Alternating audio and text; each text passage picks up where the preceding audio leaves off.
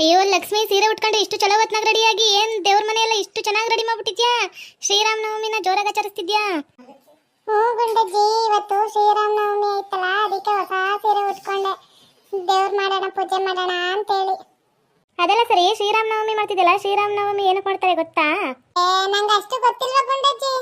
ಏನಕ್ಕಂದ್ರೆ ಇದು ಈಗ ಬೇಸಿಗೆಗಾಲ ಅಲ್ಲ, ಮಜ್ಜಿಗೆನುವೆ ಪಾನ್ಕನುವೆ ಕುಡ್ದು ತಂಪಾಗಿರ್ಲಿ ಅಂತ ಮಾಡ್ತಾರೆ. ಹೌದು ತಾನೇ? ಹಾ, ನಿಮ್ಮ ಅಜ್ಜಿ ಪಿಂಡಕ್ ಮಾಡ್ತಾರ ನೋಡಿ. ಎಂತದ್ ಹೇಳ್ತಿದ್ಯಾ?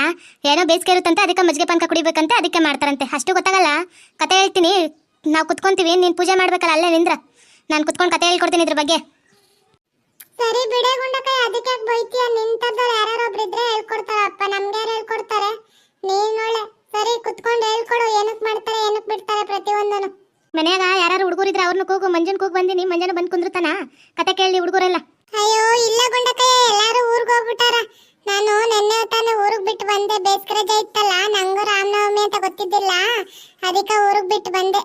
ಅದೇ ಲಕ್ಷ್ಮೀ ಅಕ್ಕವ್ರ ಮನೆಗೆ ಬಂದು ಪೂಜೆ ಕುಂದ್ರಂದ್ರಲ್ಲ, ಬಂದೆ ಆಯ್ತಾ ನಾನು. ಇನ್ನು ಮಂಜ ಒಬ್ಬ ಬರ್ತಾನ, ಭಾಗ್ಯಕ್ಕೆ ಅಡ್ಗೆ ಮಾಡ್ತಿದ್ರು, ಬರಕ್ಕಾಗಲ್ಲ ಅಂತಂದ್ರು. ಲಕ್ಷ್ಮಿ ಆಂಟಿ, ಮಜ್ಜಿಗೆ ಪಾನ್ಕ ಕೋಸಂಬರಿ ಎಲ್ಲ ಮಾಡ್ಬಿಟ್ಟಿದ್ಯಾ? ನಾನಂತೂ ಇವತ್ತು ಕುಡ್ಕೊಂಡು ತಿನ್ಕೊಂಡೆ ಹೋಗೋದಪ್ಪ. ನಾನು ಕುತ್ಕೋತೀನಿ ಇಲ್ಲಿ, ಕತೆ ಕೇಳ್ತೀನಿ. ನಮ್ಮ ಅಜ್ಜಿ ಚೆನ್ನಾಗಿ ಹೇಳುತ್ತೆ ಕತೆನ. ಬಂದೆ ನಮ್ಮ ಮಂಜ, ನಿಮ್ಮ ಅಜ್ಜಿ ನಿನ್ನೇ ಕೂಗ್ತಿದ್ಲು, ಕುಂದ್ರು ಕತೆ ಕೇಳುವಂತೆ. ಕತೆ ಕೇಳ್ಕೊಂಡು ಮಜ್ಜಿಗೆ ಪಾನ್ಕ ಕೊಡ್ತೀನಿ, ತಿನ್ಕೊಂಡು ಕುಡ್ಕೊಂಡು ಹೋಗುವಂತೆ. ಹೇಳ್ತೀನಿ, ಕೇಳಿಸ್ಕೊಳ್ರಿ ಎಲ್ಲಾರನು. ಶ್ರೀರಾಮ ರಾಮ ರಾಮೇತಿ ರಮೇ ರಾಮೇ ಮನೋರಮೆ ಸಹಸ್ರನಾಮ ತತ್ಪುಲ್ಯಂ ರಾಮನಾಮ ವರಾನನೆ. ಶ್ರೀರಾಮ ಜನಿಸಿದ ಈ ದಿನ ರಾಮನವಮಿ. ಅಯೋಧ್ಯೆಯ ರಾಜರಾದ ದಶರಥ ಹಾಗೂ ಕೌಸಲ್ಯ ಪುತ್ರನಾಗಿ ಮಹಾವಿಷ್ಣು ತನ್ನ 7ನೇ ಅವತಾರವನ್ನ ಶ್ರೀರಾಮನಾಗಿ ಜನಿಸುತ್ತಾರೆ. ಇನ್ನು ನಮ್ಮ ಗ್ರಂಥಗಳಲ್ಲಿ ಪುರಾಣಗಳಲ್ಲಿ ಉಲ್ಲೇಖವಾಗಿರುವಂತೆ 4 ಯುಗಗಳಲ್ಲಿ ಒಂದಾದ ತ್ರೇತಾಯುಗದಲ್ಲಿ ಶ್ರೀರಾಮಚಂದ್ರನು ಜನಿಸಿದ.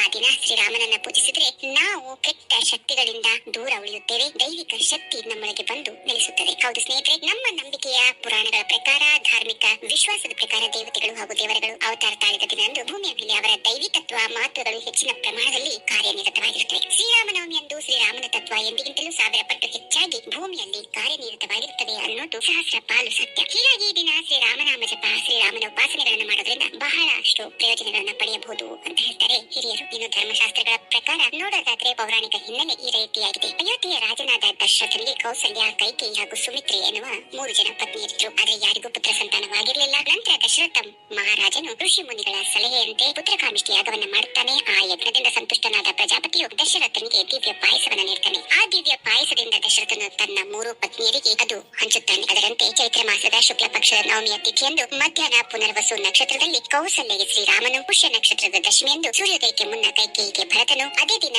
ಆಶ್ಲೇಷ ನಕ್ಷತ್ರದಲ್ಲಿ ಮಧ್ಯಾಹ್ನ ಲಕ್ಷ್ಮಣನು, ಶತ್ರುಘ್ನರು ಜನಿಸುತ್ತಾರೆ. ಹೀಗೆ ರಾಮನು ಜನಿಸಿದ ನವಮಿಯಂದು ನಾವೆಲ್ಲ ಶ್ರೀರಾಮ ನವಮಿಯಾಗಿ ಆಚರಿಸುತ್ತೇವೆ. ಇನ್ನು ರಾಮನನ್ನ ಧ್ಯಾನಿಸಿದಷ್ಟು ಶುಭ ಮಂಗಳ ಉಂಟಾಗುತ್ತದೆ. ದಶರಥ ಪುತ್ರ ಶ್ರೀರಾಮಚಂದ್ರನು ಸೀತಾಪತಿಯಾಗಿ ನಮ್ಮೆಲ್ಲರನ್ನ ಕರುಣಿಸಲಿ ಎಂದು ಪ್ರಾರ್ಥಿಸೋಣ. ಅಯ್ಯೋ ಗುಂಡಜ್ಜಿ, ಇದಕ್ಕೆ ಇಷ್ಟೊಂದು ಮಹತ್ವ ಇದೆಯಾ? ನನ್ಗಂತೂ ಒಂದು ಗೊತ್ತೇ ಇದ್ದಿಲ್ಲಪ್ಪ. ಈ ತರನು ಕತೆ ಇದೆಯಾ?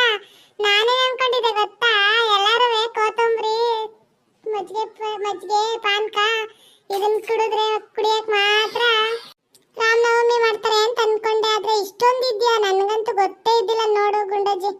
ಅದಕ್ಕೆ ನಿಮ್ಮಂತವ್ರೊಬ್ರು ಹಿರೀಕರು ಇರ್ಬೇಕು ಅಂತ ಹೇಳೋದು. ಎಲ್ಲಾನು ಕತೆ ಹೇಳ್ಕೊಡ್ತೀರಾ? ಹೂ ಕಣೆ ಲಕ್ಷ್ಮಿ, ಒಂದೊಂದು ಹಬ್ಬಕ್ಕೂ ಅದರದ್ದೇ ಆದ ಮಹತ್ವ ಇರುತ್ತೆ. ಇವತ್ತು ಶ್ರೀರಾಮನವಮಿ ಅಂದ್ರೆ ಅದ್ ನಾನು ಹೇಳಿದ್ನಲ್ಲ, ಅದೇ ಕತೆಗೆ ಸೀಮಿತವಾಗಿರುತ್ತೆ. ಅದಕ್ಕೆ ಅವರು ಶ್ರೀರಾಮ ನವಮಿ ಅಂತ ಹೇಳೋದು. ಅಯ್ಯೋ ಗುಂಡಜ್ಜಿ, ನನಗೂ ಈ ಕತೆ ಬಗ್ಗೆ ಗೊತ್ತಿದ್ದಿಲ್ಲ. ನನಗೂ ಗೊತ್ತಾಯ್ತು. ಇನ್ನು ಯಾರಾದ್ರೂ ಕೇಳಿದ್ರೆ ನಾನು ಹೇಳ್ಕೊಡ್ತೀನಿ, ಆಯ್ತಾ? ಅಜ್ಜಿ, ನನ್ಗೆ ಈ ಕತೆ ಬಹಳ ಇಷ್ಟ ಆಯ್ತು. Super super. ಯಪ್ಪ, ಆದ್ರೂ ನಮ್ಮ ಮತ್ತೆ ಎಷ್ಟೊಂದು ತಿಳ್ಕೊಂಡಿದ್ದಾರೆ. ಇವ್ರದ್ರಲ್ಲಿ ನಾವು ಕಾಲ್ಭಾಗ ತಿಳ್ಕೊಂಡಿಲ್ಲ. ಓಕೆ ವೀಕ್ಷಕರೇ, ಎಲ್ಲರಿಗೂ ಶ್ರೀರಾಮನವಮಿ ಹಬ್ಬದ ಆರ್ಥಿಕ ಶುಭಾಶಯಗಳು. ಎಲ್ಲರೂ ಖುಷಿಯಾಗಿ ರಾಮನನ್ನು ಆಚರಿಸಿ.